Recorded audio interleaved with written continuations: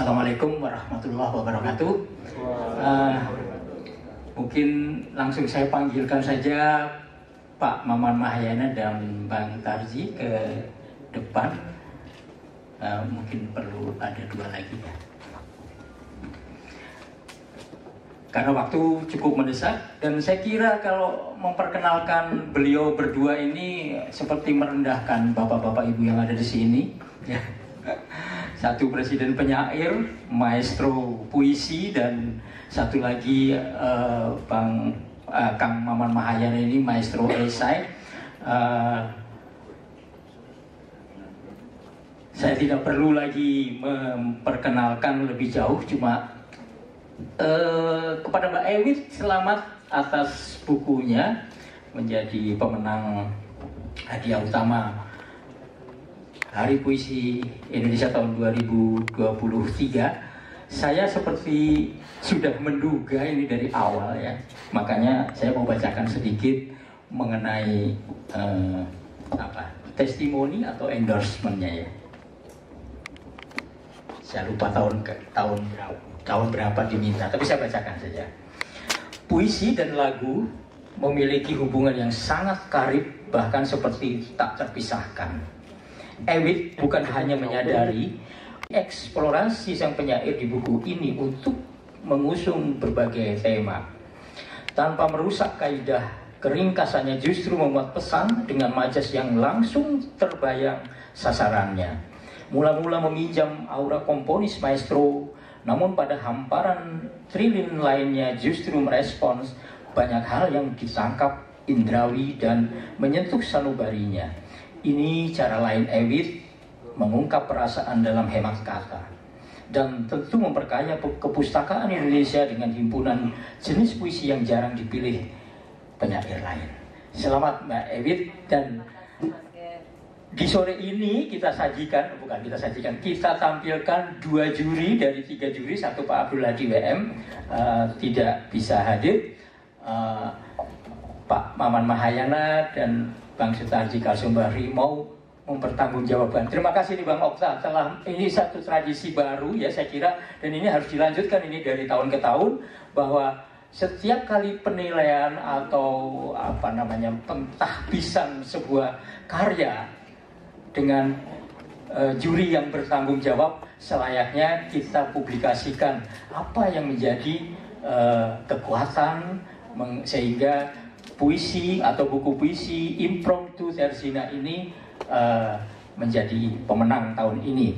Saya kira kita sudah mengenal banyak sekali model puisi, bentuk puisi, jenis puisi, tapi memang jarang sekali. Ini mungkin seperti haiku ya, 3 baris, kemudian ada satu penyair yang di Malang namanya Tengsu Cahyono itu mencoba dengan pentigraf misalnya, cerpen 3 paragraf, kemudian putiba, puisi 3 bait, ada juga cetika, cerita 3 kalimat. Luar biasa eksplorasi semacam itu, dan saya kira ini melengkapi khasanah sastra Indonesia dengan kebudayaan puisi yang berasal dari Italia. Betul ya Mbak Ewit ya.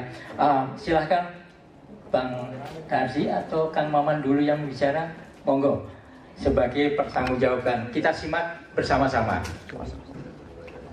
Oh, ada ini yang mau disiarkan? Oh, oke. Silakan Bang Tarji, waktu sepenuhnya buat Bang Tarji. Ya, biar saya duluan karena saya mau bicara sedikit aja. Juga minta maaf yang hadir semua. Saya terlambat tadi. Saya naik taksi dari arah Bekasi. Usia turunnya di Rawamangun, tetapi supir taksinya Belindo sampai Cempaka Emas. Baru turun di luar macet setengah mampus. Baru sampai sekarang. Itu aja. Berbicara puisi begini ini memang tidak bisa akan memuaskan kalian kita semua. Masing-masing punya subjektivitasnya. Jadi akan banyak hal-hal yang tidak sinkron atau tidak dapat diterima atau bagaimana. Pendapat saya puisi itu adalah suatu upaya pertambahan makna pada kata-kata. Hidup ini adalah soal bagaimana kita memberikan makna kepada semua sektor kebudayaan, sektor kehidupan. Kita lihat bagaimana Hidup pertama-tama bagi puisi adalah pertamaan makna. Mula-mula kata-kata adalah kata-kata yang ada di dalam, yang telah disimpan, diregistrasi di dalam kamus. Itulah makna awal, makna konvensional. Kemudian kata-kata di dalam puisi menambah pertamaan makna. Kata matahari misalnya, kalau di dalam kamus kan cuma sun, soleil kata orang Perancis, zone kata orang Belanda misalnya. Tetapi kalau sudah matahari dalam puisi sudah lain lagi. Ada nuansa baru didapatkannya. Ada nuansa yang lebih ekstrim, misalnya matahari yang kelihatan yang panas bisa menjadi dingin dalam puisi. Ada pertamaan makna. Itulah antara lain sisi hakiki dari puisi, memberikan pertamaan makna kepada kata-kata, pada kata-kata. Dan terang apakah kata-kata? Kata-kata ini adalah hidup itu sendiri. Dunia adalah kata-kata. Karena yang menciptakan dunia adalah kata-kata. Yang menciptakan dunia alam semesta ini adalah pena. Pena itu pembuat kata-kata, penulis dari kata-kata. Itu yang kalau kita mengambil dari ajaran kitab-kitab. Nah, karena sekarang selanjutnya bila menciptakan, mencari makna, menulislah pertamaan makna kepada kata-kata. Sekarang apakah makna? Makna bagi saya adalah nikmat. Kata-kata itu adalah sebuah nikmat. Tuhan memberikan kata-kata dan kita harus menikmatinya. Kata-kata pertama kali mungkin kita terlalu biasa sama kata-kata sehingga kita lupa nikmatnya. Pertama kata-kata adalah suruhan, pencarian. Kita suruh office boy pergi belikan aku rokok. Nah, nikmat apa yang kita dapatkan dari sini? Nikmat bahwa kata-kata bisa menyuruh orang untuk mengerjakan kemauan kita. Nikmat merintah, nikmat sebagai penguasa, atau nikmat persahabatan, mencarikan rokok untuk orang yang kita sahabati. Itulah nikmatnya. Kemudian juga kita lihat bayi-bayi yang sudah mengejar nikmat pada lahirnya, mencari nikmat kepada susu ibunya. Itulah nikmat. Artinya nikmat bertingkat-tingkat, nikmat bermacam-macam. Nikmat pertama mungkin pada elemen elementer, susu, madu, gula, harum, wangi, merdu. Itulah nikmat-nikmat pertama. Kemudian nikmat ini beragam-ragam lagi sehingga yang tidak nampaknya tidak nikmat adalah nikmat. Misalnya alkohol, bir, itu adalah nikmat-nikmat juga. Dan juga nikmat-nikmat itu adalah sesuatu yang kita rasakan seperti bukan nikmat, sesuatu yang tak terasa. Misalnya kalau Anda bulan puasa menelan kolang-kaling, itu kan lewat dari sini. Rasanya kan tak ada, tapi kelewatannya itu nikmat sekali. Terasa dia lewat dari terowongan leher ini, itu nikmat sekali. Nah itu nikmat-nikmat tidak terasa, nikmat yang pahit, nikmat yang biasanya hanya nikmat kultural tertentu, misalnya nikmat durian yang bagi orang Indonesia, bagi Asia Tenggara oke, tapi bagi orang Barat susah bisa merasakan nikmatnya itu. Dan nikmat-nikmat yang seperti pete, jengkol, itu nikmat-nikmat yang nikmat pare dan sebagainya. Begitulah kata-kata. Kenikmatan kata-kata mungkin kata-kata tidak bisa kita jilat kalau ditulis menjadi manis atau apa. Tapi nikmatnya di dalam jiwa kita dan perasaan kita. Kata-kata nikmat-nikmat itu. Maka kata-kata sebagai nikmat itu, itulah pemberian Tuhan. Dan nikmat ini tidak bisa kita elakkan. Makanya dibilang dalam Quran, Fabi ayyi ala rabbikuma tukadziban. Nikmat apa yang kau dustakan? Jadi tidak ada nikmat yang boleh kita dustakan. Tapi yang bisa dilakukan ialah meningkatkannya. Tuhan ataupun yang Maha Kuasa mendorong kita untuk menyuruh kita untuk jangan mendustakan nikmat yang diberikannya. Harus kita akui. Dan dia akan lebih senang kalau kita bersyukur atas nikmat yang dia berikan. Dan dia lebih senang lagi kalau kita bukan hanya bersyukur, tapi mengelaborasinya, mengingatkan nikmat itu. Bukan hanya sekedar menerima. Kita jangan bersyukur hanya misalnya kata kalau dalam pernikahan itu jangan hanya bersyukur karena Indonesia ini makmur, Israel ini subur, dilempar kata plus dilempar potong batang pohon singkong jadi singkong. Nah, itu nikmat awal. Itu nikmat awal. Itu saya bersyukur, oke, itu dah bersyukur, memuji nikmat negeri sendiri, suburnya negeri ini. Tapi apakah kita mengupgrade-nya? Apakah kita mengelaborate-nya? Elaborasi itulah yang penting, karena elaborasi itulah penggandaan makna dari nikmat itu. Elaborasi itulah penggandaan makna, seperti halnya puisi adalah penggandaan makna pada kata-kata. Nah, bagaimana kita mengelaborate itu? Sehingga Kebudayaan adalah upaya peningkatan elaborasi itu dari sektor-sektor mana, dari budaya, dari aktivitas hidup, dari aktivitas manusia. Tanah, batu, mula-mula nikmat yang adalah sebagai senjata untuk melempar dinosaurus beramai-ramai sehingga dapat membunuhnya, memakannya dan sebagainya, mengalahkannya. Tetapi batu tidak atau tanah keras tidak hanya untuk itu aja. Dielaborate lagi, akhirnya ada metal di situ, ada minyak di situ, ada macam-macam di situ, ada akan menimbulkan tumbuh-tumbuhan di situ, ada uranium, ada apa-apa. Peningkatan itu manusia. Hidup adalah memang peningkatan mana-mana. Seperti juga kita lihat, semuanya akan bergerak dalam peningkatan itu. Samsung HP mula-mula dia cuma bisa telepon biasa saja, yang portable, sudah nikmat. Tapi ditingkatkan lagi supaya untuk menghitung juga bisa. Ditingkatkan lagi bisa untuk bercakap-cakap. Ditingkatkan lagi seperti jadi malaikat, jarak jauh pun kita bisa bicara dengan tenang, tidak perlu pergi ke kantor, telepon sebagainya. Itulah nikmat yang ditingkatkan. Itulah nikmat di dalam segi hidup-hidup. Dan dalam puisi yang adalah nikmat kata-kata. Bagaimana kata-kata menjadi bertambah nilainya. Karena kata-kata itu adalah sebenarnya, puisi itu adalah sebenarnya bagi saya adalah aktivitas roh. Aktivitas roh yang pertama kali ketika, tidakkah aku ini Tuhanmu? Ya, benar, engkau adalah Tuhan kami. Alastu irabikum qalu bala syahidna. Ya, sungguhnya engkau adalah Tuhan kami. Itulah yang pertama, alastu irabikum ini. Dari nikmat inilah kemudian kita mencari lagi perjumpaan-perjumpaan Tuhan dengan perjumpaan dengan syahadah-syahadah itu, dengan kesaksian-kesaksian. Kata-kata adalah kesaksian manusia, puisi adalah kesaksian manusia lewat kata-kata untuk mencapai kenikmatan dari pertemuan dan kebenaran-kebenaran itu. Di sinilah yang dicari puisi. Di sinilah. Kata-kata adalah upaya ketika manusia menaklukkan dunia, menaklukkan bagian kawasan dunia batin dan dunia fisikal. Tapi lebih banyak urusan batinnya. Puisi penyair itu seperti menyair itu seperti kencingnya anjing itu loh, anjing atau kucing.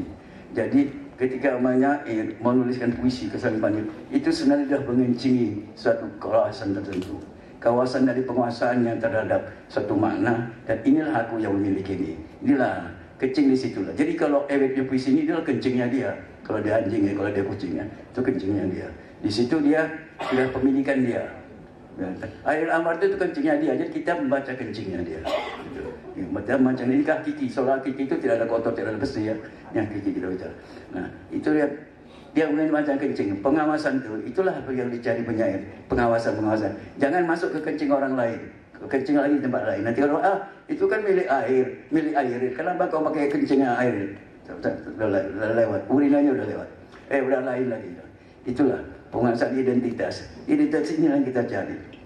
Berikan makna yang mencari makna, mencari kelainan. Puisi intinya lah lain. Kelainan itulah yang penting. Peganglah itu. Karena Tuhan itu karena lainnya itu dia hebat. Tidak ada Tuhan selain Allah. Dia lain itu yang baik. Peganglah kelainan itu. Peganglah kelainan. Itulah kata-kata yang lupa. Tuhan itu lain. Nama Tuhan yang tidak ada di seluruh sembilan itu lain. Coba temukan lagi Anda sebagai penyair kata-kata lain. Ya, kata-kata yang betul. Selain. Lain itu pegang. Itulah sidik jari. Karena kita puisi itu sidik jari, sidik tubuh rina tadi saya bilang. Dan itu semua yang kita memberikan nama. Memberikan sidik lari kepada kata-kata sendiri untuk milik kita adalah sebenarnya. Dan memberikan pertambahan makna kepada kata-kata adalah pertambahan makna kepada kata itu, artinya juga memberikan lupa apa aku memberikan nama kepada benda-benda. Para penyair ini memberikan nama pada benda-benda, memberikan nama. Ada peristiwa, ada kejadian yang memberikan nama pada benda-benda. Ewek Bahar ini puisinya misalnya, katakanlah puisi tentang cinta, tentang romansa, tentang kematian, tentang penyair tadi, tentang semuanya. Itulah adalah peristiwa ikhwal yang dihadapinya, ikhwal yang dialami, dan dia memberikan nama itu. Dia memberikan nama kepada itu, memberikan kata-kata, nama-nama, dan nama-nama itulah yang kemudian diberikan yang kepada kita, kepada pembaca. Itulah legasinya, kewarisannya. Legasinya itu miliknya dia, kawasan dia. Itulah yang saya bilang urina tadi. Itulah legasinya. Dan ini memperkaya kepada rasa kita, rasa pada kehidupan ini. Para penyair itu memberi rasa, pertama rasa pada kata-kata yang dengan demikian yang membesarkan dia, yang memberikan dia kelainan. Kenapa puisi Ewit lebih menang daripada yang lain? Karena saya melihat bahwa di situ ada suatu upaya pertarungan antara kata-kata dan benda. Ada pertarungan dengan kata-kata dan alam semesta. Puisi pendek, 3 baris atau haiku, itu puisi yang sulit untuk mengencingi dunia. Sulit karena sedikit sekali pertanda-pertanda itu. Sulit sekali. Bagaimana itu tuh? Maka kekuatan itu diperlukan sekali untuk betul-betul kita lihat, berarti dan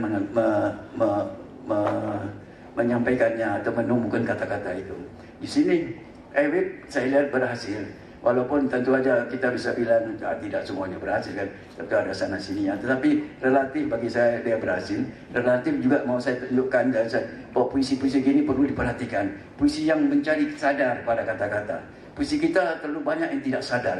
Kemudian banyak puisi panjang, banyak puisi alenia. Kita lupa pada kata-kata. Kita hanya tinggal lupa pada mood. Dan tinggal cuma mood ya, cuma happeningnya aja. Seperti lagu yang rap itu kan, kita tidak peduli lagi sama kata-katanya. Tetapi yang bisa lagu-lagu baratnya rapper itu, semua kata-kata begitu telinga lagi, makna sudah kehilangan. Yang hanya adalah fisikal dari kata-kata. Kata-kata sebagai fisik, bukan kata-kata sebagai makna. Karena kata-kata hurufnya itu makna, bajunya adalah huruf-huruf, bajunya adalah bunyi. Cuma itu menyatu musinya. Kata-kata, aku ini binatang jalang dari kumpulan yang terbuang, bukan bisa ku bawa berlari, aku hilang ini binatang jalang dari kumpulan yang terbuang, bila peluru menembus kulitku, ku akan menerjang luka dan bisa ku bawa berlari. Saya sajak ini telur rap ini melupakan lebih banyak membelakang sisi bunyi melodius saja segalanya, tetapi makna kandungannya kepepet, bisa kepepet walaupun tidak semua begitu ya. Nah begitulah dalam lagu-lagu barat itu kita kehilangan makna karena terlalu banyak kata-kata, puisi-puisi yang banyak alenianya, sehingga kemudian kita tidak lagi melihat kata tapi sebagai grup dari kata-kata, satu kelompok kata-kata. Nah ini dengan adanya counter puisi yang pendek ini saya sangat menarik untuk sebagai suatu eksperimen lah, atau tunjukkan bagaimana kalau puisi kita diperkaya dengan bentuk kecil-kecilnya. Bahkan sebelumnya saya ada di kepala saya, tapi belum saya sampaikan pada Pak Maman ini, bahwa sebaiknya kita bagaimana bukan hanya buku puisi terbaik yang kita sayembarakan, coba bikin suatu sayembara kata-kata hikmah, ya, kata-kata hikmah atau kata-kata mutiara.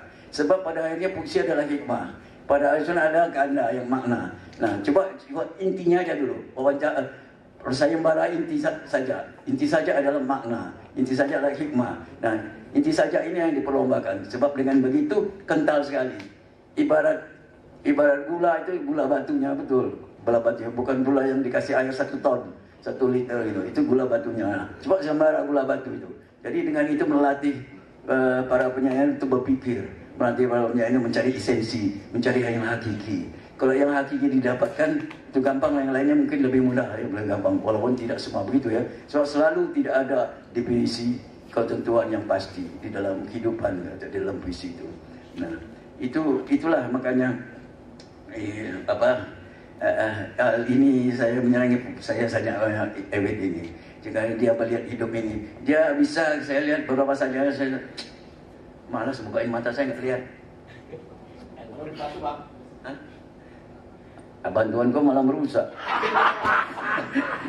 Kacau. Nanti dulu motor ke gini. Mata saya ini retinanya kacau.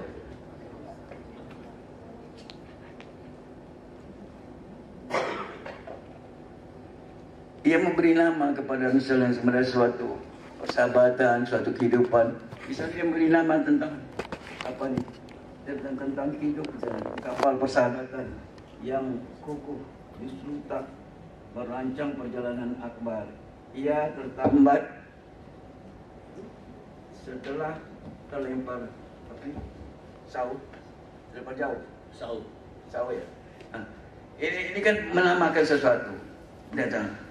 Akhirnya menamakan dirinya, menamakan hidupnya, gerak vitalitasnya. Ini Bali semacam namanya dirinya. Aku binatang jalan. Datang. Dia memberikan nama baru terhadap vitalitasnya. Nama baru ini adalah penggap.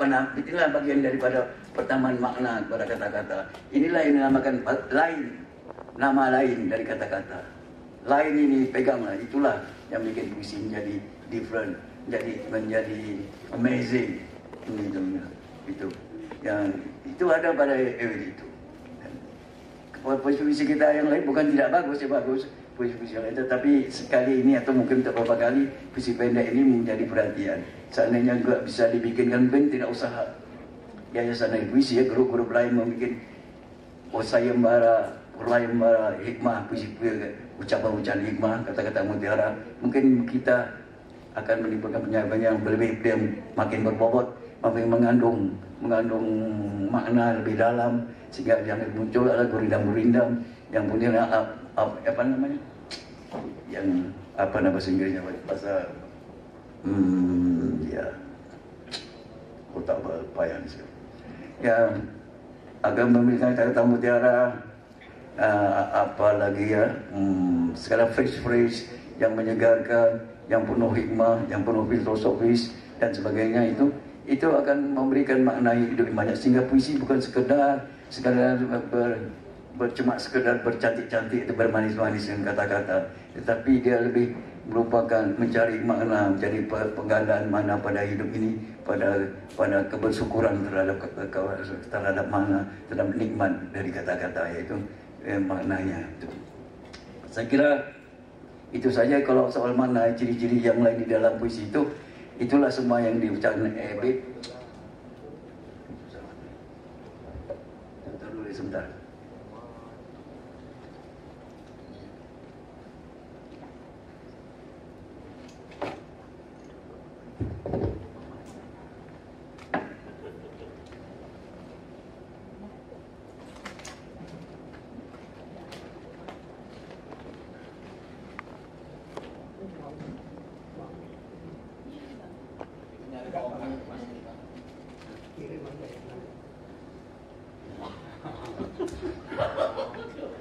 Mataku udah parah.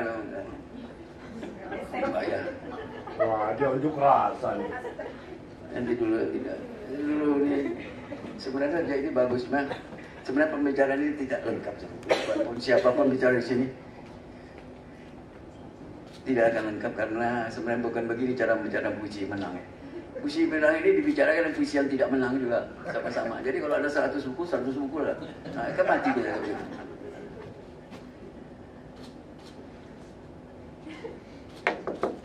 Itu dulu. Pengunjungan sepintas ya, dia mau bicara tentang pekuburan. Pekuburan adalah universitas bergegas, bergugus pelajaran, berebut masuk pikiran dalam kunjungan sepintas. Maaf, jadi saja menjadi jelek kalau bacaannya aku. Nah, ini kan kita lihat kubur, apa kubur? Kubur universitas katanya. Nah, itu yang lain-lain gitu. Itu mencari kecerahan. Itu teknik menulis puisi. Perhatikan itu penting. Mencari kelainan itu. Peganglah yang maha lain itu. Pegang itu. Cari yang maha lain itu. Lain berarti bergaya-gaya itu tidak. Tapi gaya ini gaya yang dalam diri kita, dari integriti kita ya itu. Nah, ini banyak di Ebit, banyak saya kerja gitu. Tapi saya tak bosan saya buka ini karena mata saya ini. Apa nih? Misalnya kelainan bagaimana maut dan lucu itu dia disatukannya. Benar ini yang macam sang komedian dan kuburan seperti dua jalan berlawan arah. Hari ini keduanya erat dalam penyatuan. Sedih kan, ngeri kan? Kematian ini barangkali dari covid itu ya. Lucu. Kejam nggak awet ini penyair ini?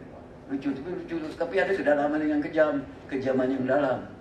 Dari kelembutan kemanusiaan itu ke fakirnya dari takdir manusia. Alangkah fakir di kefakiran itu, kefakiran manusia itu. Nah, di dalamnya kefakiran yang kemudian seperti kita kosong nol, tetapi seperti di mana udara kosong akan masuk udara lain. Begitu, di mana kosong makna, kosong diri kita akan masuk makna, nyedot. Itulah takdirnya. Bagaimana kaum sufi itu mengosongkan diri, nanti makna datang. Puisi-puisi yang inilah yang kalau kita perlukan juga sampai puisi partai sosial itu kan. Itu puisi-puisi yang kepada kita memberikan suatu kesadaran hidup yang besar, hikmah. Cuma yang tekniknya ini macam-macam. Ini tekniknya 3 kata itu penuh lengkap, saling menyatu. Dia tidak mencari lubang pada kata. Dia tidak bikin kebocoran. Lain pada haiku ya. Haiku itu memang ada yang kosong. Misalnya yang paling terkenal itu apa? Yang kolam. Kalau tak lompat plung itu kan. Itu belum cukup. Kosong. Yang kosong itu dalam puisi pendek. Yang lain minta kata-kata tambahan. Kata-kata tambahan itu dicari dari kekosongan itu, dari ketiadaan kata. Membuat kata dari ketiadaan kata. Itulah sebenarnya perjuangan penyair pendek saja itu. Kasa kosong. Jadi bukan di sininya. Ini sudah ini. Carilah kata-kata di ketak putih, di bagian putih ini. Di bagian putih. Di ketiadaan itu carilah makna dari ketiadaan. Carilah makna dari kekosongan hidup itu. Carilah makna dari kekosongan kata, tidak ada kata. Celah itu, cacatan kata saja itulah mengindahkannya. Celah dari kosongnya kata yang masih harus ditempel lagi. Tapi tempel kosongnya itulah yang bikin dia indah. Merasa kita tak puas. Seperti melihat cewek yang pada laki-laki yang kelas-kelas masih puber lah, kayak Imam Ma'ari begitu ya. Bang ini ngomong sembarangan. Belajar sama aku kemarin, Bang. Ya, terus duduk. Tapi kalau kita melihat wanita bogil sekali, telanjangnya tak ada artinya kan. Tapi kalau separuh tipis saya kena dikit ya kan, ada celah. Nah, celah itu menimbulkan keindahan, atraksi. Jadi itu dia puisi. Puisi yang ada kosong sedikit celah itu menarik. Itulah puisi-puisi haiku itu. Bikin haiku yang begitu, ada kekosongan. Di kekosongan itulah yang cacat-cacat itu bikin menarik. Seperti kita lihat cewek ada lesung pipit di sini. Lesung pipit itu kan sebenarnya cacat, lubang. Tapi cacat itu keindahan. Tai lalat itu kan sebenarnya bukan sesuatu untuk keindahan, cacat. Tapi cacat itu menimbulkan keindahan. Itu. Artinya apa? Memang tidak ada. Memang Tuhan itu maha sempurna. Tidak ada yang cacat sebenarnya kalau kita pandai melihat keindahan. Cobalah pandai melihat keindahan. Bagaimana untuk pandai melihat keindahan? Selalulah bersyukur. Jadi bersyukur itulah akan semuanya menjadi indah. Sehingga miskin rasanya kaya. Kalau tak percaya tanya Imam Ma'ari. Makanya kau jangan bercanda sama aku. Itu percaya begini. Maka puisi-puisi gini maka menarik untuk dimenangkan. Ada kekosongan itu. Cuma di Ewit ini dia rupanya takut sentimental ya, dia wanita kan. Dia terlalu saja itu disimpannya, dibungkusnya sehingga agak kadang-kadang tidak mengalir fluid ya, tidak mengalir licin bagus ini, smooth sliding gitu ya. Tidak, dia bikin kadang-kadang ada tekanan-tekanan kasar gitu untuk supaya agak keras saja itu supaya tidak emosional, tidak sentimental. Misalnya masih ada kata-kata karena itu bahaya dalam sajak pendek. Karena itu adalah raison d'être, alasan raison untuk memberikan sesuatu untuk sah, untuk adil. Aku mencintai kau karena itu pikiran yang masuk, raison kata orang Perancis bilang, akal yang masuk, intellectuality kita yang masuk. Tetapi bagaimana aku mencintai kau ya karena aku mencintai kau saja. Aku mencintai kau karena merah, bingung orang kan, karena merah. Nah begitu, jadi lebih padat lagi. Sebenarnya kata berjadi kata bergerak. Jangan sudah atau otherwise, padahal itu bahaya. Karena kalau tidak mau begitu pakai koma aja gitu misalnya. Nah, tapi ini menggunakan ini bukan karena dia tidak minta untuk itu, bukan dia careless, bukan dia lalai, bukan careless, tetapi dia bagi saya yang selalu kalau misi yang dimenangkan kita harus baik sangka. Gitu. Jangan juri buruk sangka. Kenapa dimenangkan kalau gitu kan? Itu salah betul Ustaz. Nah, jadi digunakan koma kenapa sehingga kata itu bisa merekat, berlari-lari itu bisa merekat atau memang biarkan berlubang saja kayak di haiku itu. Karena itu kata itu dan pokoknya perjuangan terhadap kata itu lebih berat lah pada segi pendek, puisi panjang. Kata satu kata megang dunia bagaimana? Aku membuat saja misalnya kalian pun untuk seluruh dunia kan itu payah sebenarnya. Patut untuk semakau-makau satu kata pun, luka, satu kata. Karena sebab yang akan bicara ada di luar itu, di luar dari kata-kata. Haha itu misalnya, kalau boleh bicara saya sendiri ya sebagai contoh. Nah, yang kosong-kosongnya itulah yang diambil. Menari jangan dilihat tarian, jangan lihat ada tari Bali, tari balet itu, dance balik itu misalnya itu, jangan lihat balik, jangan balik itu orang menari itu aja bagiannya. Lihat kosong sekitar itu, bergetarlah. Melihat tari bisa melihat kupu-kupu jatuh di agar-agar. Bukan di kupu-kupu itu yang bergetar, tapi agar-agar di sudut-sudut itu kan akan bergetar. Begitulah melihat karya besar. Dia bergetar di sudut-sudut kemanusiaan lainnya. Dia tidak akan ada kau pentasan di Jakarta atau di Kocetak di Jakarta. Dia bergetar juga di Ukraina, di Spanyol, di mana. Bagaimana sesuatu itu bergetar di tempat lain. Seperti jatuh, seperti orang yang tadi kupu-kupu yang menari jatuh ke agar-agar gitu. Nah, kata-kata itu harus bergetar, memberikan impresi, menjadikan efek gitu. Itulah memang hidup. Hidup tidak sendiri, saya sering katakan. Hidup itu saling menyatu. Maka kata-kata tidak pernah sendiri. Tidak ada kata-kata berarti sendiri. Sulit sekali mau sajian kalian pun ini sebenarnya tidak sendiri. Ada judul kalian. Nah, itu yang menyantol di situ. Jadi teringat saja tak ada judul. Macam mana mau jadi penyair? Judul aja tak bisa bikin.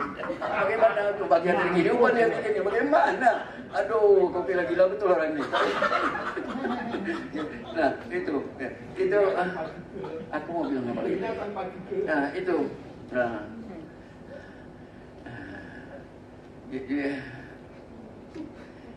menariknya untuk kata-kata tadi. Harus kita tahu bahwa untuk mendapat kata-kata, untuk berakrab dengan kata-kata itu, karena akrab dulu, selalu kita boleh menyibaknya, menepisnya, membuang sebagainya. Tapi keakraban itu dulu. Setelah kita akrab dengan kata-kata seperti dengan sahabat, kita bisa kasar membabat itu sedikit. Kau jangan ikut ya. Tak tersinggung dia, karena kita sudah bersahabat sama dia. Kami aja kan jangan ikut. Kita dengan kata-kata. Jangan bermusuhan dengan kata-kata. Selalu kita itu bermusuhan dengan kata-kata. Kalau menjadi penyair, kalau menulis puisi kan berkasih sayanglah dengan kata-kata itu, bukan menaklukkan kata-kata. Lain kalau kita belajar bahasa Inggris atau bahasa baru mula-mula kita ingin menaklukkannya. Kalau saya pergi ke pasar, gimana bahasa Inggrisnya? Cari dulu I, I artinya saya. Pergi apa? Go, to the market, cari satu-satu. Jadi bahwa kata adalah pengertian, pengertian itu menyebabkan kata-kata jadi office boy, menjadi pengantar itu. Tidak ada kearapan, tapi bukan jadi teman. Kalau kau sudah berteman dengan kata-kata, sudah bertesturi.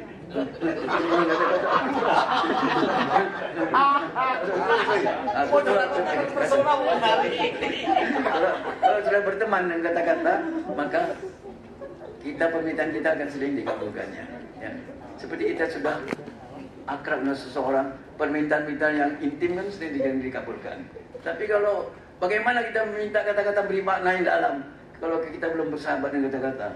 Kalau masih belum, bagaimana kita bisa nikmatnya bahasa Inggris atau apa, menulis saja bahasa Inggris? Kalau bahasa Inggris kita boleh mencari I itu apa, go itu apa, pergi itu apa, movie itu apa, atau pergi ke sana itu apa, sana itu segala macam. Itu. Jadi keakraban itu yang penting. Setelah keakraban segala boleh dilanggar. Ya. Kau keratu-ratu dunia ini pun kau bisa langgar kalau kau dah akrab sama dia, kan begitu ceritanya. Nah, begitulah kata-kata itu. Dan mencari kata-kata seperti itu intinya, mencari kata-kata in absentia itu. Dalam puisi itu selalu ada kata-kata in absentia. In absentia dalam puisi-puisi protes sosial, puisi-puisi di negara yang diktator, karya zaman Soeharto itu Rendra sering meletakkan kata-kata in absentia. Kata-kata sehari-hari, bilangan diktator, Presiden Subaridho, segala macam itu tak bisa diucapkan. Itu hanya bisa diucapkan dalam puisi. Dia lari, dia mencarikan, dia punya tempat persembunyian itu apa bahasa Inggris itu? Bahasa Latinnya itu apa tuh? Ya, apa tuh? Dia kayak rumah sakit itu apa namanya? Tempat itulah pokoknya yang itu pokoknya. Bangker. Hampir mirip. Hah? Sanctuary-nya boleh lah. Ada lagi satu gitu. Nah, disitulah kata-kata itu. Sanctuary-nya itu puisi. Di situ kata-kata itulah puisi, kata-kata yang fisikal itu. Atau kata-kata yang dianggap porno itu larinya ke puisi. Di situ bisa diamankan. Dia bisa kata-kata yang ini dianggap oleh rezim sebagai pemberontak tidak akan bisa sembunyi di situ. Itu adalah sanctuary fisikal jasmani. Tetapi ada lagi kata-kata yang sembunyi dalam itu, bukan karena jasadi, tetapi lebih banyak karena spiritual gitu. Dan itu hanya sangat subjektif dan hanya diketahui oleh penyair-penyair bersangkutan, beberapa orang yang mungkin terkena ada hubungan pengenalan komunikasi, saling komunikasi. Saya kira terlalu panjang nih ya. Sebenarnya segitu panjang itu. Iya, aku mau bicara, biarlah nanti kali ya bicara buku-buku. Pokoknya udah bagus lah saja dia. Tuh. Kalau merasa tidak bagus, kalian bikin yang tak setuju, bikin aja nomor masing-masing. Ya bagus ya, makin banyak makin bagus, banyak versi. Ya kalau tak ada versi, ya selama ini kan nggak ada versi-versi pembaca buku-buku puisi. Bikinlah lumba-lumba yang Jalan Kesenian Jakarta kan bisa itu, bikin. Ya, kau tuh bisa tuh. Kau bisa mengangkat penyair-penyair yang ngancam Ewit ini kan bisa tadi dah bilang. Bisa di acara ditampilkan dalam acara macam kami dulu. Nanti yang muda-muda tampil baca puisi, setelah puisi ada diskusi gitu. Udah tuh. Tapi dulu semua saling sinkron, saling mendukung. Nanti keluar di Kompas besok paginya, malamnya atau lusanya gitu. Jadi penyair itu serap dikenal. Gitu. Kalau dulu. Kemudian sebelum baca beberapa hari sebelumnya ada spanduk di Megaria depan sini, pokoknya di jalan-jalan besar spanduk besar. Pak Esendra baca saja, Taufik Ismail baca saja dan sebagainya itu. Kemudian masuk TV halaman 1 itu sering ada begitu. Itu soalnya pendekatan aja gitu. Soalnya apa, bisa mendekati orang-orang yang lain itu, mendekati pihak pers begitu itu. Aku kira udah cukup aja lah ya. Terima kasih Bang Sarsi. Ya. Saya pendek aja katanya Bang Sarsi. Pendeknya segitu. Iya. Ternyata kita telah menikmati kuliah 4 SKS. Udah melanglang dunia ya di berbagai antologi dunia. Jadi hanya dengan satu buku itu Bang Tadi bisa membuat sebenarnya bisa disertasi itu saya kira tadi itu, mulai dari makna tadi bahwa kata-kata kemudian bisa menjadi komunikasi ya, kita menyuruh seorang office boy itu dengan kata-kata sampai pada bahwa kata-kata itu adalah simbol dari penguasaan wilayah, seperti halnya misalnya anjing dan kucing kencing. Pada waktu ziarah di Khairil Anwar juga beliau bicara banyak gitu dan kita melongo gitu. Ini kok kuliah bisa ada di kuburan gitu loh, kuliah itu. Dan kita berbahagia bisa berada di sini untuk meresapi kata yang sebentar tadi. Sampai nggak menyadari bahwa Pak Mano ini. Aku malah jaga itu kau. Maafkan Pak Maman, saya jauh. Tadi masalah baru saya ada saya tanya mana baharnya. Iya. Nah, untuk meresapi ini perlu waktu. Nah, waktu sebelum ke Kang Maman, silakan Bang Okta membacakan beberapa puisi dari Ewit Bahar. Silakan.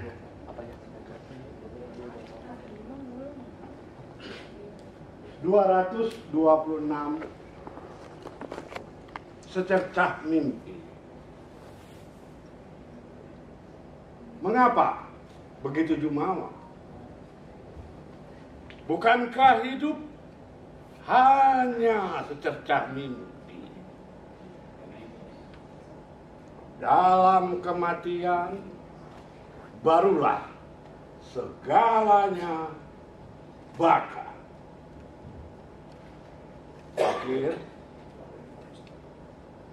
218 ajal. Hidup amat tergesa, bagai jet coaster, lalu mengejutkan kita sekonyong dengan ajal yang mengetuk dinding leher. Terima kasih. Ya, tepuk tangan buat Bang Okta.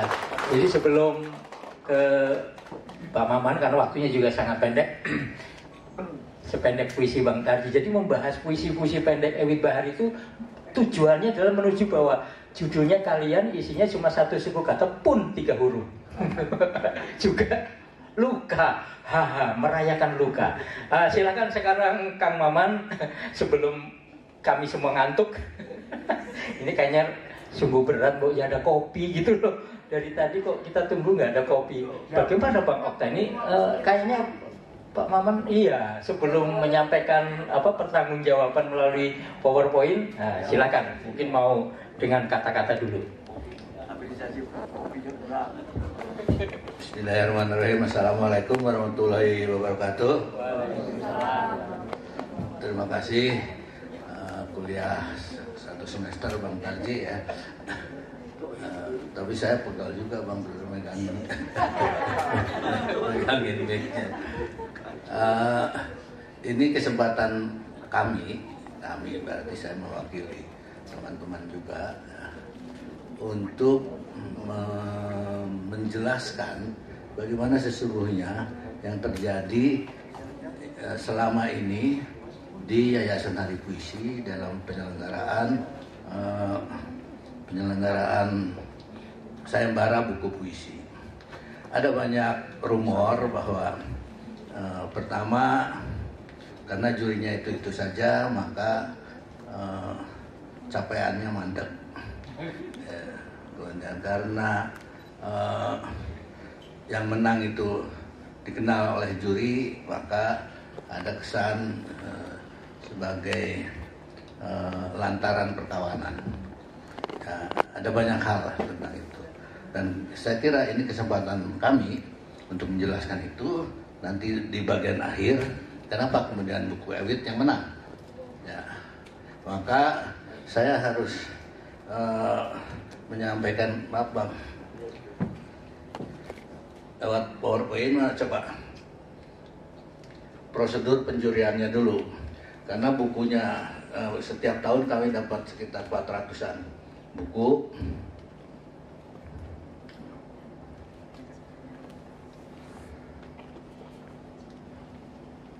Nah ini berikutnya sayembara buku puisi Yayasan Hari Puisi, latar belakang. Nah, kenapa kami menyelenggarakan itu?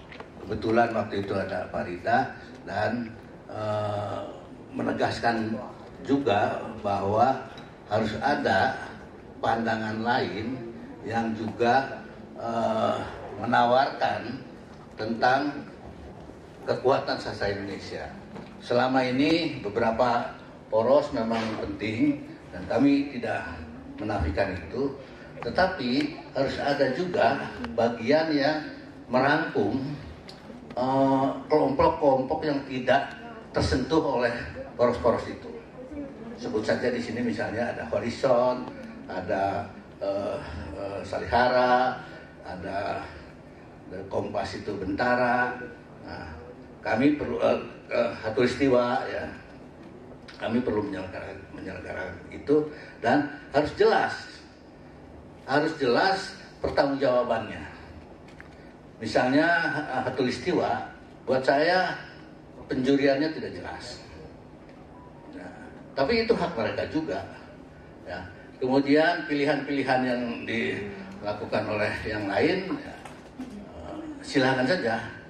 Nah, hak mereka juga. Maka kami menyelenggarakan ini sebagai latar belakangnya. Latar depannya apa? Supaya ada banyak warna. Jadi latar belakangnya tadi, latar depannya supaya terutama puisi sesungguhnya tidak hanya style misalnya model Kompas atau model Tempo, ada yang lainnya juga. Nah, untuk menempatkan posisi puisi sebagai bagian yang penting, maka hadiahnya harus wow.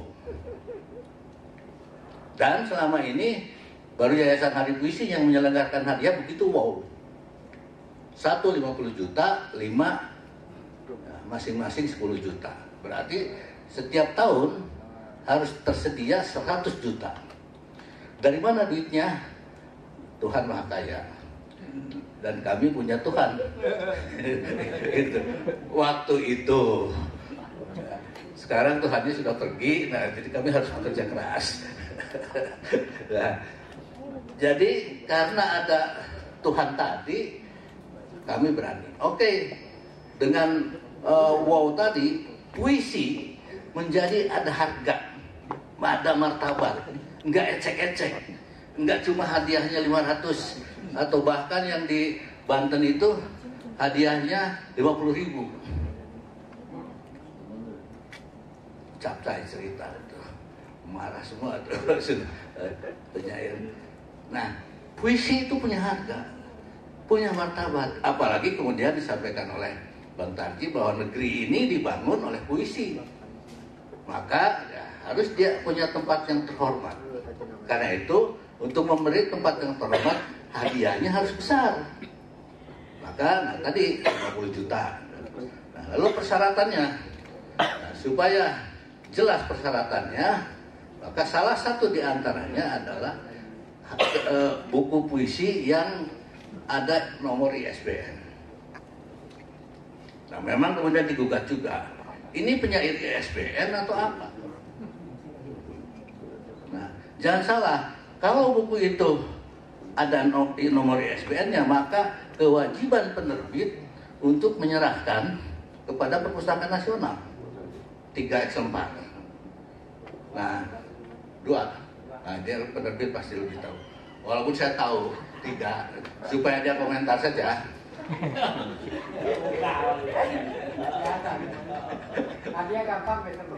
Ya.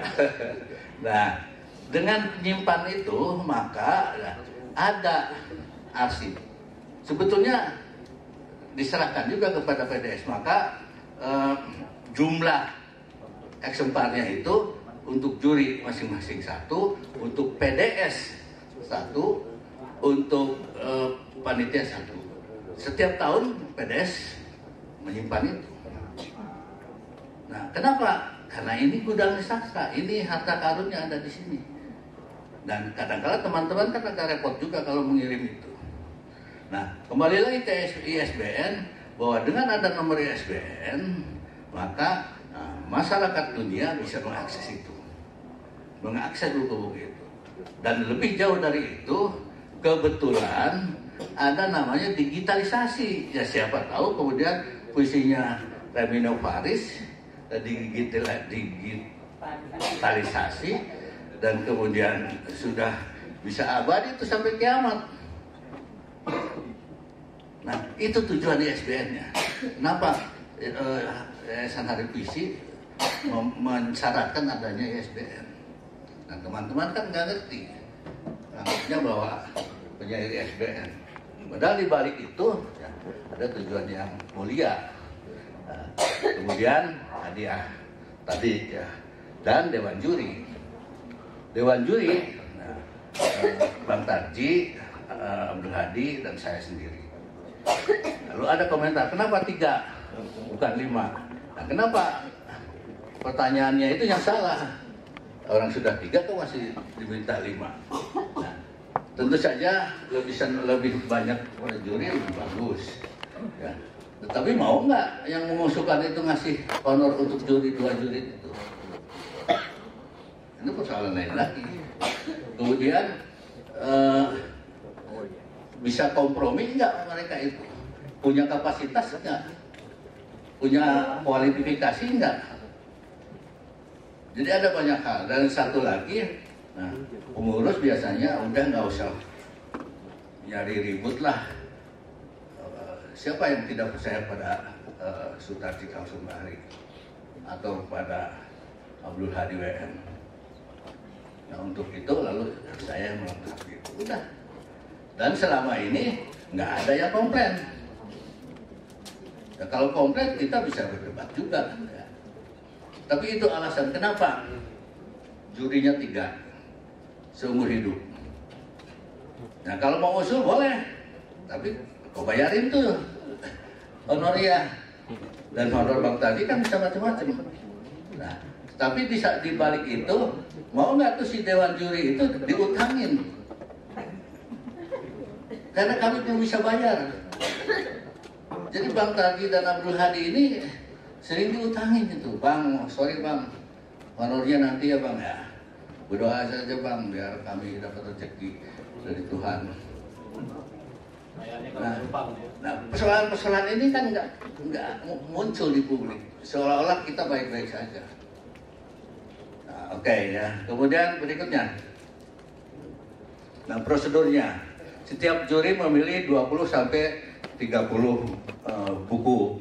Jadi Bang Tarji pilih 20 sampai 30, Abdul Hadi, saya lalu digabungkan, lalu terpilihlah antara 10 sampai 20, dan dari situ kemudian memilih dan menyepakati 10, lalu nah baru dari 10 itu terjadi perdebatan mana yang digugurkan, mana yang dimenangkan. Perdebatan dan kompromi ini menentukan hadiah anugerah hari puisi. Nah, yang saya suka atau yang terus terang saja yang saya kagumi dari dua tokoh itu, kadang-kala keras kepala. Bang Tarji itu keras kepala, tapi juga dalam hal tertentu dia kompromistis.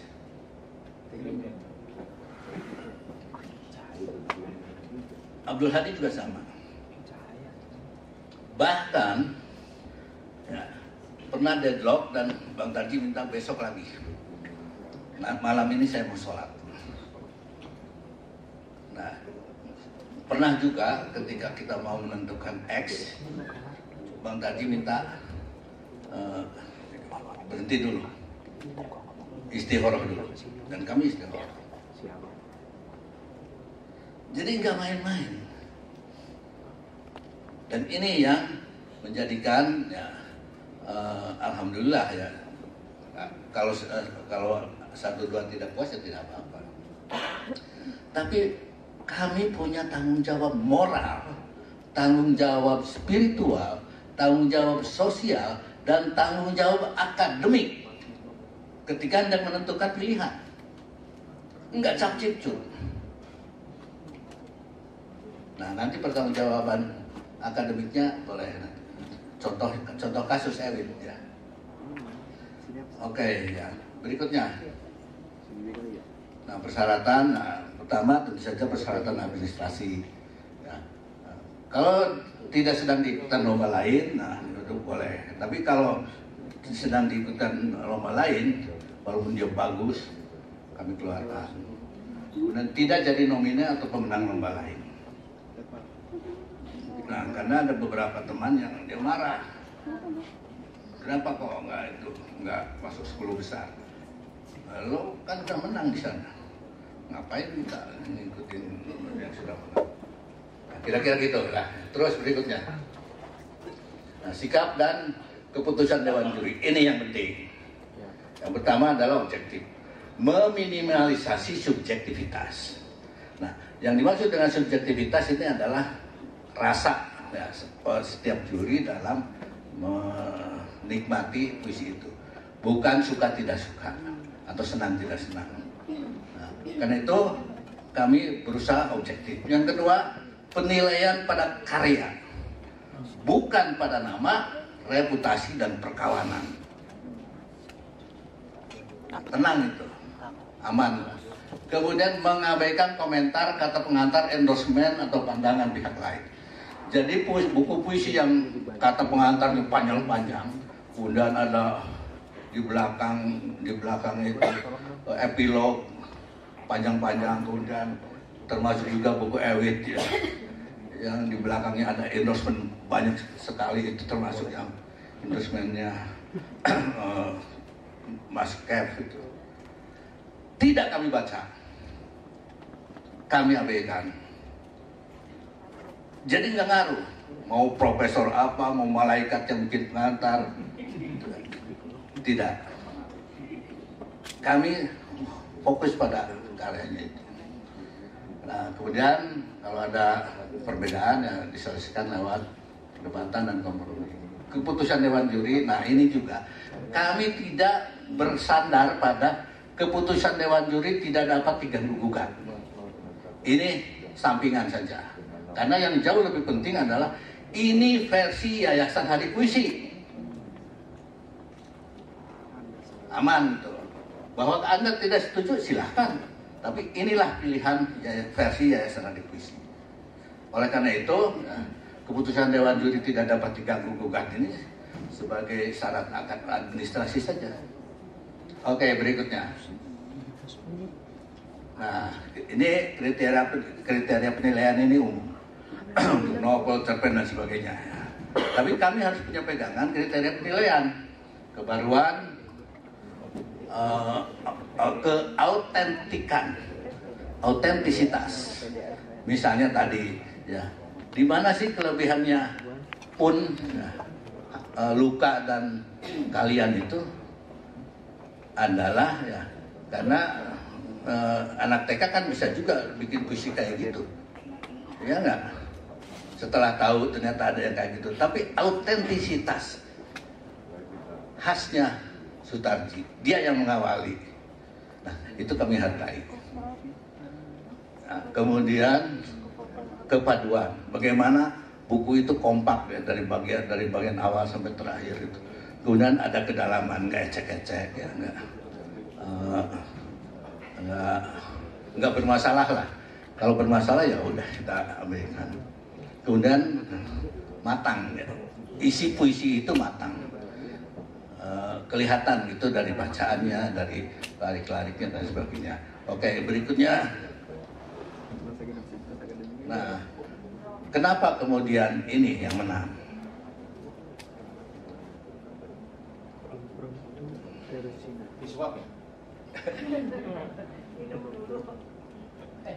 Ini Ewit nggak tahu sama sekali. Sampai diumumkan, bahkan dia yang mengumumkan baru dia tahu kalau dia menang. Dan ini saya kira teman-teman di pengurus Yayasan Adik Puisi itu bisa menjaga kerahasiaan, nggak ember gitu. Walaupun ada pertanyaan siapa nih yang menang tahun ini, biar nanti pas di acara saja. Dan ini yang berlaku, termasuk juga punya Ewit. Betul ya Ewit? Ada yang ngasih tahu nggak? Enggak. Nah. Kalau saya sih curiga ada gratifikasi di situ. Ya, oke. Ya. Kenapa kemudian ini yang menang? Oke, Mas, berikutnya. Nah, ini pertanggungjawaban Ewit di kata pengantar. Ada semacam kredo, dan ini penting karena pengarah atau penyair kan punya dasar dia. Kenapa dia nulis ABCD? Kenapa dia menawarkan X? Kan harus ada pertanggungjawabannya, dan biasanya pertanggungjawaban itu ada di kata pengantar, dan Ewit membuat pertanggungjawaban itu, namanya pertanggungjawaban estetik, meskipun itu disebut sebagai kata pengantar. Nah, dia sebut bangunan kecil yang indah, puisi itu ya sebagai bangunan kecil yang indah. Kemudian dia sebut istilah trilin, puisi 3 larik dengan persajakan berirama ABA. Nah, di bagian akhir, di bagian kata pengantar itu memang yang ada itu adalah 2 larik, ya, atau 4 larik, atau 6 larik, atau 7 larik, 8 larik. Yang 3 larik itu belum ada. Ya. Puisi pendek yang lalu dia menyebutnya sebagai trilin 3. Kemudian pantun syair gurindam. Nah,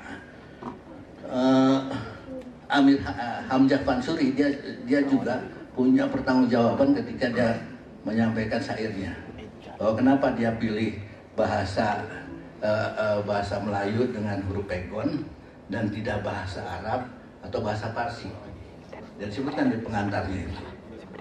Kemudian Raja Ali Haji untuk gurindam di pengantarnya juga disebutkan bahwa saya kira-kira gini lah kalimatnya, saya menulis 2 larik, larik pertama sebagai bayangan, larik kedua sebagai isi, sehingga dia beda dengan pantun, beda dengan syair. Di bagian pendahuluan, di buku pendahuluan Gurindam 12 itu. Nah, Ewit membuat itu, bahwa dalam sejarahnya baru ini yang ada. Dan ini penting, namanya pertanggungjawaban estetik. Kenapa misalnya, dan jangan mengklaim juga sebagai sesuatu yang baru di dunia ini, misalnya soal catatan kaki. Ya enggak, puisi yang pakai catatan kaki sebagai puisi yang baru di Indonesia. Nah, dia tunas sejarah. Karena zaman Hamzah Ansuri juga sudah banyak puisi yang pakai catatan kaki. Nah, kemudian menulis puisi sebagai obat ketenangan batin, bahwa ini pernyataan gombal atau tidak itu soal lain, tapi sebagai bentuk pertanggungjawaban seorang penyair perlu dia nyatakan. Dan karena itu dia tidak punya ambisi tertentu, tidak punya pretensi membangun sebuah paradigma bahwa ini loh puisiku, wahai kalian harus mengikuti gaya puisiku, kira-kira gitu. Ewit tidak melakukan itu. Ya. Tanpa pretensi membangun aliran. Nah, ini beda dengan Sonian. Sony ya, mengusung kemana-mana puisi-puisinya dan model puisinya itu. Ewit bergerak dalam sunyi ya. Orang mau ikut boleh, enggak juga enggak apa-apa. Kan enggak bakal ditangkap polisi. Iya kan? Ya. Kemudian ini nih bukan pada itu. Norska Masardi, dia buat juga namanya Hai Aku dan Bodiku. Polanya beda dengan Hai. Boleh juga dia pakai seperti itu. Puisi pendek juga. Meskipun puisi pendek leluhur kita juga banyak menulis puisi pendek ya. Peribahasa itu kan puisi pendek juga. Kemudian Ewit bergerak dalam sejarah, enggak berkoar-koar, apalagi kemudian nanti dengan puisi ini dia akan dapat hadiah Nobel, tidak juga kan? Ya, konsisten. Ini yang kalau kita cermati puisi Ewit ini konsisten 3 larik ya, dengan, nah, sehingga kita bisa cermati bahwa puisi ya, impromptu ini pesannya itu ada di larik terakhir. Larik pertama semacam pembuka, larik kedua masuk ke dalam isi, dan pesan terakhirnya adalah di larik ketiga itu. Nah, ini kan seperti juga pola pantun. Cuma pola pantun sampiran dan isi. 2 larik pertama sampiran, 2 larik kedua isi. Ini polanya seperti pantun, sehingga sampiran itu bisa dibolak-balik. Nah, ini bagus untuk bagaimana bermain dengan kata-kata, dengan diksi. Oke, berikutnya. Nah, ini misalnya, tak ada kemenangan lebih dahsyat selain mengalahkanmu, wahai diriku musuh yang penuh selimut. Ini sangat filosofi. Muslihat. Memang selimut. Ya saya tahu, nggak mungkin lah musuh yang penuh selimut itu. Kalau saya dengan Ewit, nah, selalu berada dalam musuh dalam selimut. Ya. Tapi di ruang publik begini nggak mungkin juga. Maka baca yang cermat lah, itu penuh muslihat. Ya. Ini kan ke filosofi Jawa itu perang mikro dan perang makro, bahwa perang paling dahsyat itu ya perang mikro, ya, perang dengan dirinya sendiri. Kan bisa ditarik kemana-mana puisi pendek ini. Ya, kemudian di dalam gelung, nah ini ya, yang kalau dalam masyarakat Sunda itu ada namanya nyalinu ka gelung. Irama ning padat meguk, metaforanya. Apalagi kalau lehernya berjenjang. Kau jangan punya pikiran buruk loh. Adalah jalan pendek menuju gelung sanggul. Nah, tempat ku biarkan kopulas meringkuk. Nah kalau Sunda itu nyalindung kagelung adalah orang-orang laki-laki yang hidup bahagia dengan memanfaatkan prestasi istrinya, nyalindung kagelung. Tapi kembali lagi metaforanya kuat sekali di sini. Apalagi kalau terutama Ma'arif kan sering lihat yang lehernya jenjang-jenjang itu, asosiatif. Ini sangat asosiatif. Nah, kalau pikirannya lurus-lurus saja, tentu saja akan tidak punya pikiran jorok. Tapi kalau punya pikiran jorok bisa kemana-mana. Nanti ada juga yang modal pikiran jorok nanti ya. Oke, mata lelaki. Ya. Mata lelaki adalah perigi, dalam, kerap mengandung bahaya. Kalau judulnya menimba airnya perlu cukup strategi. Jadi menghadapi Kurnia Effendi harus strategi dulu. Tapi kalau judulnya Mata Maman tidak perlu strategi. Emang karena judul? Ya. Karena perempuan kan ada puisinya yang lirikan perempuan itu ya. Bahwa perempuan dengan melirik itu ya bisa tahu semuanya. Laki-laki itu dilirik dan kasih senyum sudah kelepek-kelepek. Apalagi modalnya Imam Ma'arif itu. Oke, berikutnya. Nah, suara dari surau. Nah, suara dari surau di pagi dini memantul hingga ke muka pintu. Diseretnya tubuhku kepada basah air mandi. Ini mohon maaf yang bawah ini sengaja saya ubah sedikit. Bagaimana model puisi ini bisa sebagai permainan diksi. Metaforanya di atas kan kuat. Coba yang bawah. Suara dari surau di pagi resah. Ini bukan resahnya ini tulisan yang lain ya. Memantul hingga ke muka pintu. Diseretnya tubuhku pada kesadaran mandi basah. Ya. Nah, pantun itu kan permainan diksi juga.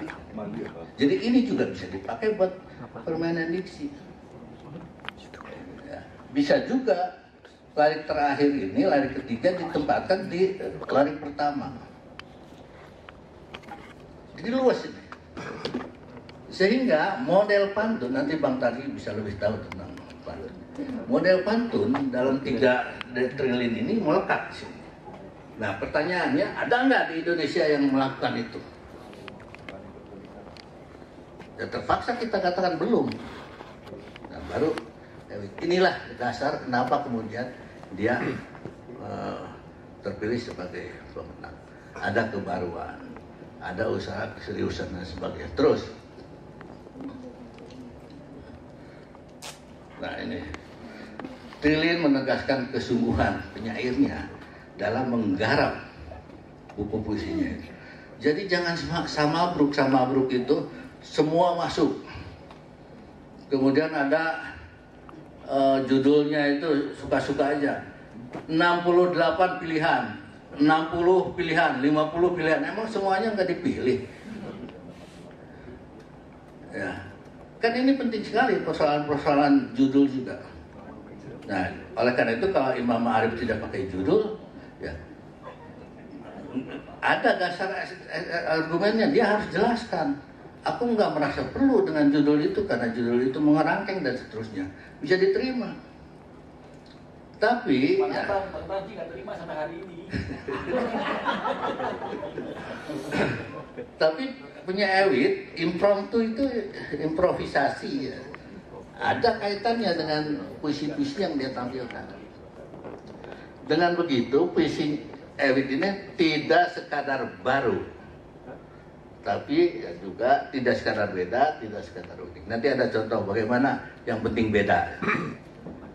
Jiwa tubuh puisi, nah ini sebetulnya semua puisi pasti ada model stilistik, model estetik, dan model tematik. Jadi pernyataan Ewit di pengantar itu pernyataan yang berlaku sebetulnya untuk puisi manapun. Kemudian ada sesuatu yang ditawarkan, terapi jiwa, dan dia suka-suka saja, yang penting bahagia penulis puisi itu. Nah, kemudian optimisme dan harapan. Nah, dan itu kelihatan ada capaian di dalam puisi Ewit ini. Oke, berikutnya banjir ini. Di kolam raksasa zaman mutakhir tak ada ikan mas kecuali mobil-mobil menggeliat-geliat permainkan deras air. Kita bayangkan ketika Jakarta atau Hong Kong atau daerah kota-kota besar itu dilanda banjir. Bisa juga banjir ganti misalnya judulnya tsunami, ya kan? Gemuruh air kali ini. Ada banyak hal yang bisa diisi oleh imajinasi si pembaca.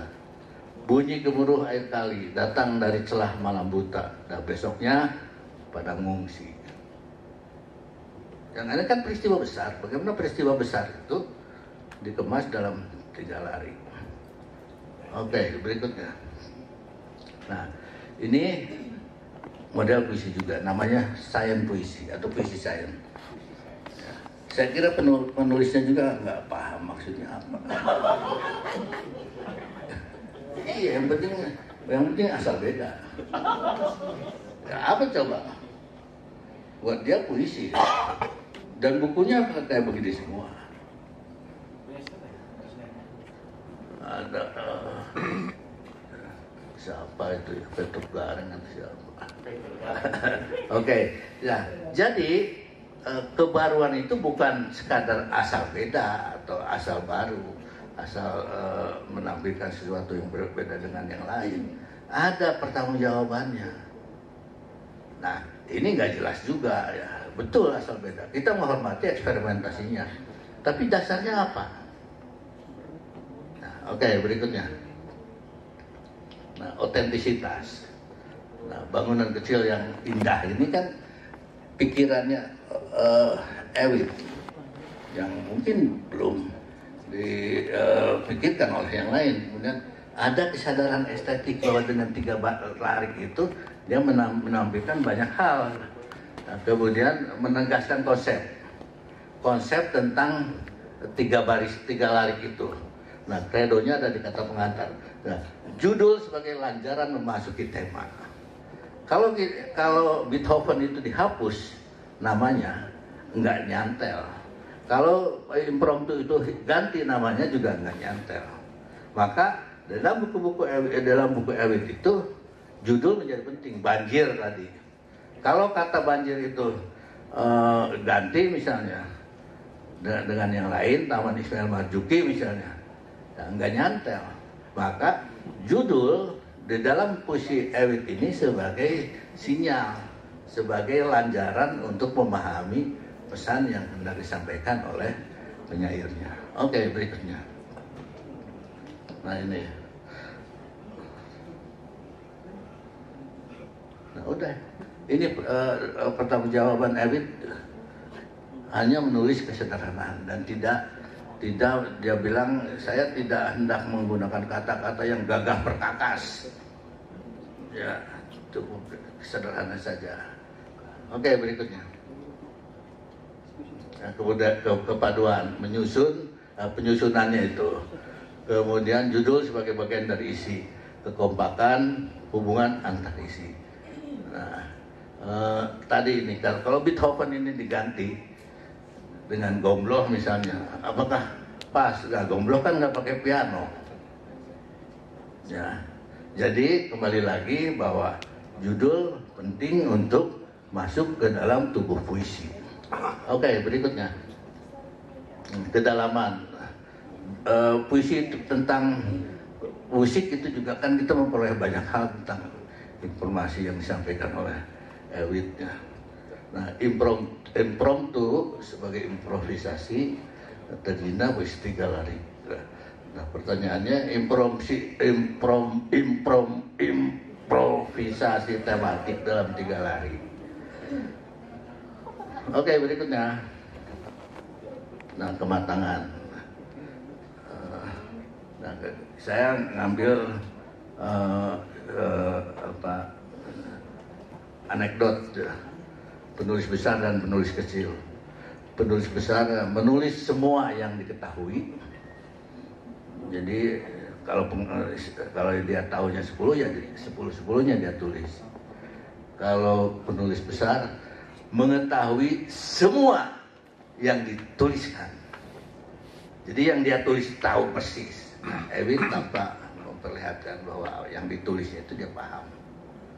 Beda dengan yang tadi yang asal beda itu. Nah, oke, berikutnya. Nah, ini catatan penting di dalam buku ini. Pertama, buku ini tidak proporsional dalam pembagian tema. Nah, kalau proporsional lebih kuat lagi. Ya, jadi misalnya tema musik ada 10, tema banjir ada 10, tema yang lain. Sayang tidak proporsional. Kemudian urutan dan pilihan tema itu juga nggak jelas. Kenapa misalnya musik dulu yang diawali dan bagian akhirnya yang lain. Nah, kemudian konsep improvisasinya itu maksud konsep improvisasinya itu sebagai inspirasi, dia sebut sebagai inspirasi atau sebagai pemantik untuk melahirkan ide-ide lain dan permainan antar larik. Yang tadi ya, apakah larik pertama bisa ditempatkan di larik ketiga atau sebaliknya larik ketiga ditempatkan di larik pertama, sehingga permainan larik itu menjadi sesuatu yang ya sebagai permainan kata-kata itu model pantun. Berikutnya, terima kasih. Assalamualaikum warahmatullahi wabarakatuh. Ya, terima kasih telah memberitahu kita semua. Jadi terungkap sudah ya setelah sekian kali pelaksanaan hari puisi yang memilih setiap satu pemenang utama dan 5 buku puisi terbaik yang lain. Dan terungkap hari ini bahwa penilaiannya begitu rumit dan memiliki pertanggungjawaban yang sangat dalam, ya serius. Tadi dibilang jadi bukan cap cipcuk. Dan saya kira dari semua ini disimpulkan bahwa itu adalah kesatuan ide, ya kesatuan ide.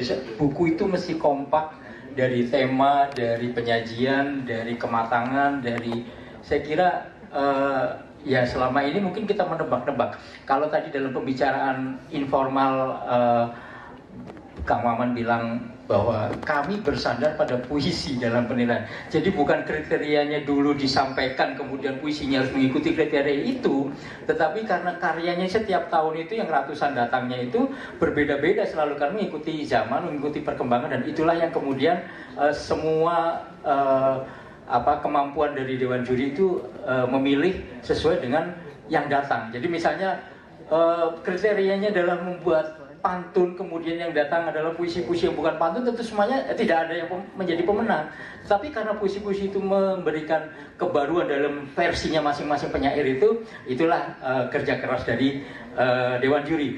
Dengan kelengkapan ini saya tidak tahu apakah masih ada pertanyaan, tapi saya ingin, sebelum pertanyaan 5 menit Mbak Ewit Bahar menyampaikan sesuatu, ya paling tidak mengenai bukunya ini. Kan tidak menduga akan menang kan. Jadi bagaimana? Mau itu perasaan, mau itu ketakjuban, kekagetan dan sebagainya, silakan perasaan sejujur-jujurnya saja deh Bang Ewit. Mbak Ewit. Di sini ya? Ya, di situ aja. Assalamualaikum. Di mana? Baik, di podium biar kameranya bisa lempeng. Gak pakai ini berarti Ya.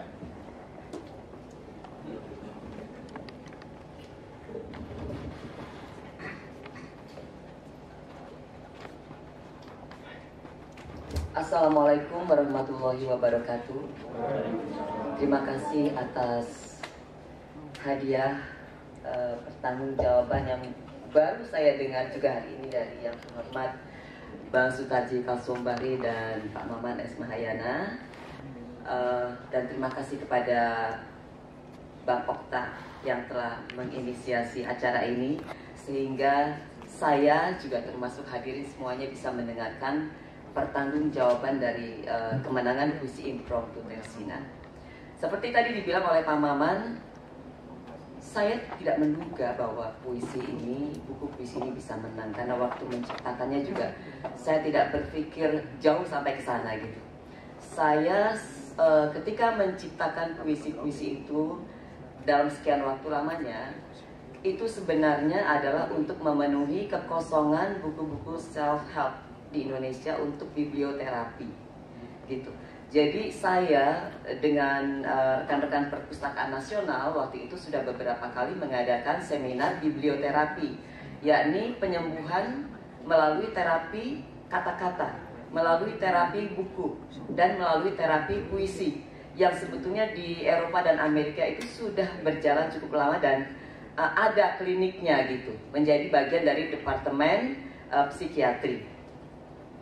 Nah, kita pernah membahas bahwa buku-buku yang bisa katakanlah diresepkan gitu ya untuk pasien gitu dalam tanda kutip ya, karena biblioterapi adalah khusus untuk penyakit-penyakit atau gangguan emosional atau gangguan-gangguan psikologis, tentu juga pengobatannya abstrak, dan puisi adalah sesuatu yang abstrak tapi terapeutik atau mengandung terapi.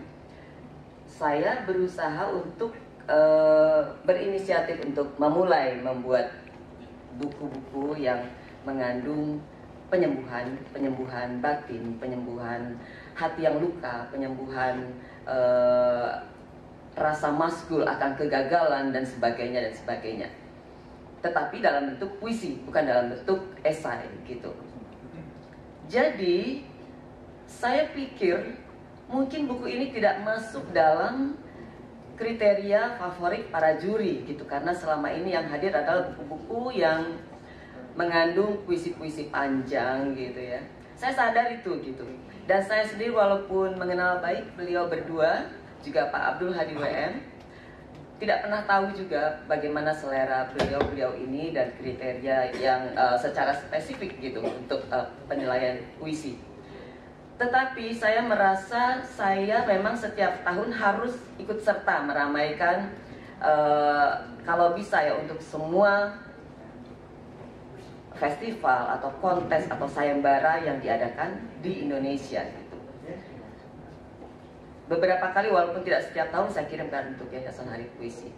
Tetapi itu tadi, karena saya tidak pernah menduga bahwa ini masuk ke dalam penilaian juri, saya pada malam penganugerahan itu ya tetap tidak tahu gitu. Karena menurut saya begini, kalau ya bohong kalau saya tidak pernah mengharap ya, tapi kalau menjadi juara pertama terus terang tidak pernah terpikirkan gitu. Tapi paling tidak yang 5 inilah gitu ya saya pernah berharap. Tapi itu pun harus ada sinyalnya. Kalau saya pikir kalau saya menang, itu pasti saya tidak dikontak oleh Yayasan Hari Puisi untuk menjadi MC. Karena tidak mungkin menurut saya maju tapi membacakan nama saya sendiri misalnya gitu. Jadi pada malam itu Pak Maman bilang ini tinggal satu, membacakan juara pertama gitu. Saya minta Ewi deh maju temenin saya gitu. Saya demi Allah nggak ada curiga bahwa itu nama saya gitu. Karena juga ada lampu terang gitu ya. Saya agak gini gitu. Baru saya lihat oh namanya nama saya gitu. Jadi memang suatu kejutan, karena pertama itu tadi ya, saya menciptakan bukan untuk menang di festival atau menang di kontes puisi, tetapi pertanggungjawaban saya atau motivasi saya sebetulnya adalah memperbaiki dari masa ke masa puisi-puisi saya. Sebetulnya saya tidak pernah mau lagi membaca puisi-puisi saya tahun-tahun sebelumnya, karena saya orangnya nggak puasan gitu. Jadi kalau saya dikasih lihat puisi saya yang tahun 2017 atau 2018 gitu, saya mending nggak usah dikasih lihat saya, karena saya banyak kritik. Saya itu kejam gitu sama diri saya sendiri. Kenapa sih kamu nulisnya kayak begitu gitu? Jadi memang tidak pernah tidak suka gitu melihat lagi ke belakang. Tetapi rasa itu saya